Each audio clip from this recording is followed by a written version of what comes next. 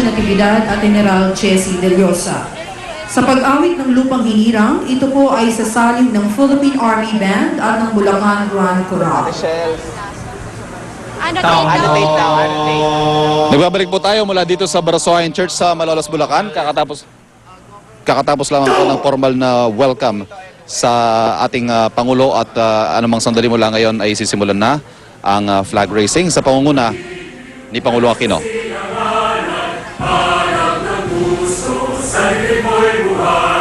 Lupang hinirang, tuyang ka ng maditig sa manlulupi. Di ka pasisiip sa dagat at tundok sa simoy at sa langit kong magaw. Kailagang tula, tawid sa kanyang minamahal.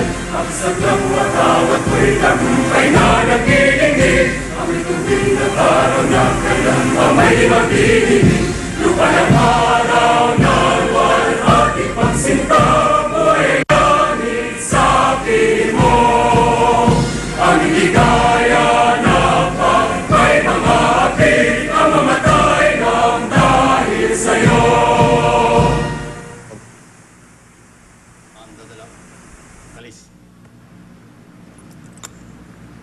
Baba!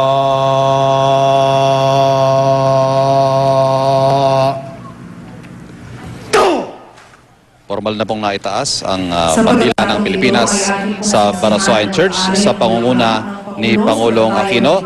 Pagkatapos po niyan ay susunod na ang pag-aalay ng bulaklak.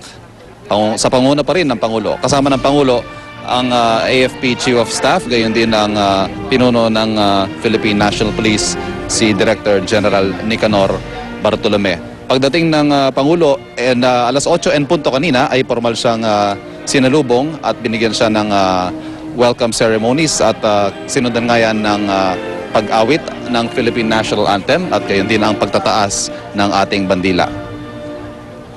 Makasaysayan po ang Barasoain Church at ang Malolos dahil dito isinulat ang kauna-unahang saligang batas ng ating bansa na siya namang nagbigay daan para formal na maideklara ang ating kasarinlan sa Kawit, Cavite noong June 12, 1898.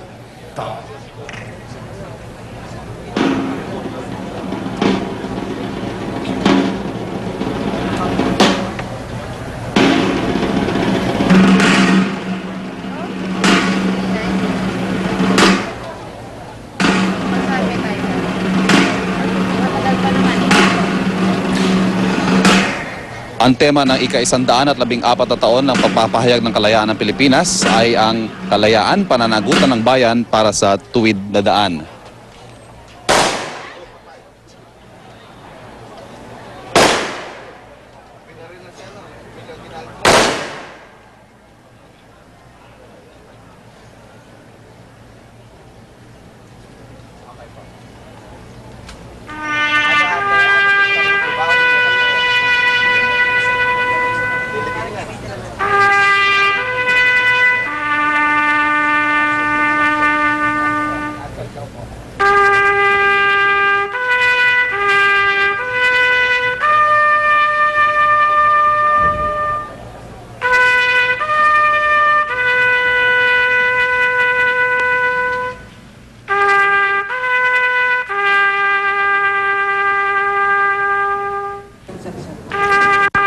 Okay, iwan muna natin si Ivan Mayrina dyan po sa Bulacan. Dumako muna tayo sa Rizal Park sa Luneta.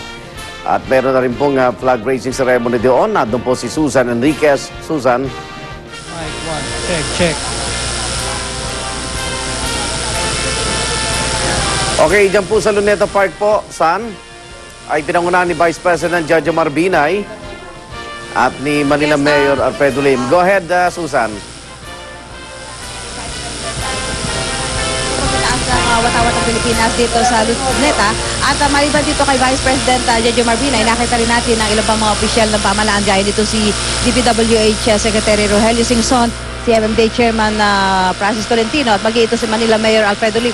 Alina ay napakalakas na pagbuhos ng ulan. Ngayon naman ay napakatindi ng sikat ng araw dito sa ating kinalalagyan at makapalo yung mga tao nagpunta rito. Nakikita nga natin sa paligid natin, karamihan may mga nakapayog dahil nga sa napakatindi ng mga sikat ng araw sa mga oras na ito. Matapos yung kanina tila bagyo na ulan kanina mga alas 5 ng madaling araw. Matapos ang flag raising ceremony na ito ay meron po dito mga booth ng iba't ibang mga ahensya ng gobyerno na magbibigay po ng serbisyo para sa ating mga kababayan gaya po ng mga NDI, yung NSO, maaari po sila magpunta rito para makapag-inquire doon sa mga kinakailangan nila dito sa mga nabanggit na ahensya ng gobyerno. Bukod dyan, magkakaroon po dito ng job fair sa pangunguna po ng Department of Labor and Employment at ngayong araw nito ay tinataya po mga mahigit 40,000 trabaho ang maaaring i-offer sa ating mga kababayan na magtutungo dito sa Luneta para nga sa pagdiriwang na ika-114 na kasanrinlan ng bansang Pilipinas. Kanina bago po nagsimula yung flag raising ceremony ay nakausap po natin si Vice President Jejo Marbinay at narito po ang kanyang mensahe para sa ating mga kababayan ngayong araw ng kalayaan. Ito po ang mga araw na lagi ko nating huwag nakakalimutan na ipagdiwang araw nito, pagkakataong ipagmalaki, tayo po ay Pilipino, mahal po natin ang bansang Pilipinas. Ano ho ba ang dapat na pagpasalamat ng mga Pilipino sa ganito mga pagkakataon? Yun habang nakihirap po ang ekonomiya ng ibang bansa, tayo naman ho hindi masyadong naapektuhan. Pangalawa, nakatutuwang makita, ang marami na ho sa Pilipino, talagang pinagmamalaking siya ho ay Pilipino. That's one thing which I think is worth noting. Ulitin ko, yung pagmamalaki ng bawat isang Pilipino, damang-dama at kitang-kita po natin. Ay matapos po yan ang pagtataas po ng bandila ng Pilipinas. Ngayon naman po ay nag-aalay na ng bulaklak si Vice President Jejo Marbinay dito po sa bantayog ng ating pambansang bayani, si Gap Jose Rizal. Babalik po ang unang hirit.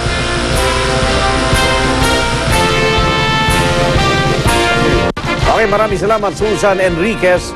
At live po tayo mula sa Rizal Park, dyan po sa Luneta.